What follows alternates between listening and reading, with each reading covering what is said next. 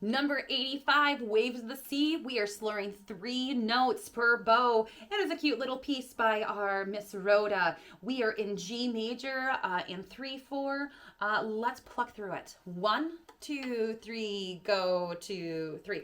G, B, A, G, F, G, A, B, low 2, B, 2, 3.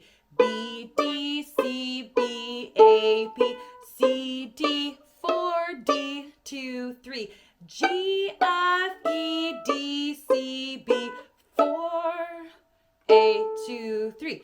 G, B, A, G, F, G, A, B, A, G, 2, 3. Good. I think both of those E's should be 4.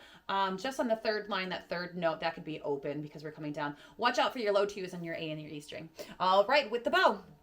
1, 2, 3, go 2, 3.